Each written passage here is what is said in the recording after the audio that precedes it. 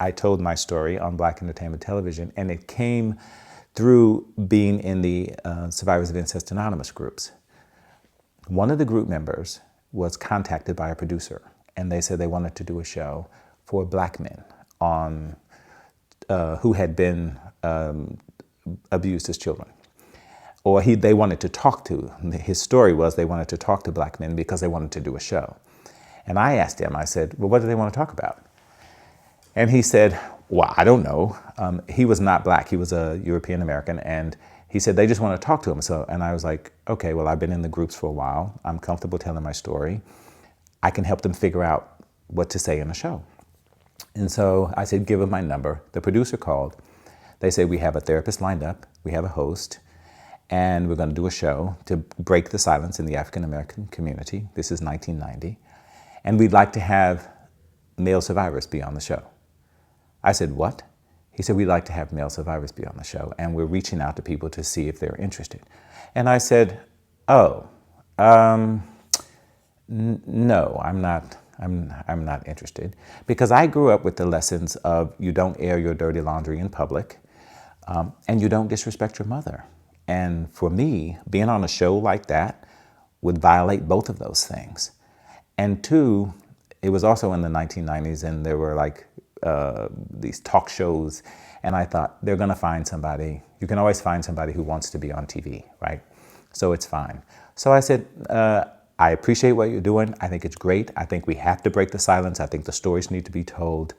Good luck in finding people. Thanks a lot. He called me back a couple of days later, and he said, Hart, I'm just calling to let you know we have a therapist lined up, we have a date lined up for the show. We can't find a single Black male who's willing to be on the show. And if we can't, we're gonna have to cancel it. So we're reaching out to the people who were willing to talk to us to ask them to reconsider. And my heart broke, really, because I thought about all the little girls and boys who were living through what I had lived through, and that it needed to be talked about. I didn't have any need to tell my story publicly. I felt like I was doing fine, I'd healed, I was doing well. But I felt somebody had to say something. And I said, okay, look, I gotta call my mother because I haven't told her about this. And if I decide to, I can't, let her find out on TV. So I called my mother that night, and we had an extremely difficult conversation. And she was shocked, as I knew she would be. She had no idea.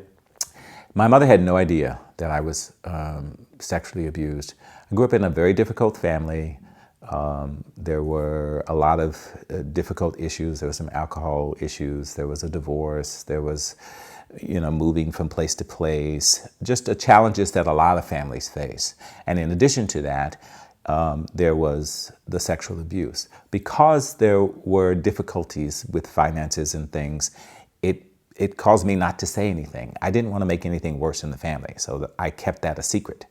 And I know a lot of times people say, well, the parents must know, and I don't know that is in fact true when parents are dealing with, and they were young parents, they were still in their 20s when they had a number of kids. And so in a large family, you teach yourself to not listen to everything, and just as a matter of surviving. So I didn't necessarily think she did know. It was like because of all the challenges she had to face, right? So when she said she didn't, I believed her. And then at the end of the conversation, I said, well, the reason I'm calling you is I feel like I'm doing really well. I have been going to different groups over the last few years. I feel healthy, but I've been asked to consider being on Black Entertainment Television because they want to break the silence on this abuse in the African American community. And I feel like somebody needs to do it, but I couldn't do it without talking to you. And I still am a little bit uneasy. And my mom she said, sweetheart, do what you feel like you need to do. And I said, well, Mom, I don't want to hurt you, and I don't want, to hurt a lot of people, but I just want to help. And she said, I know this is really hard.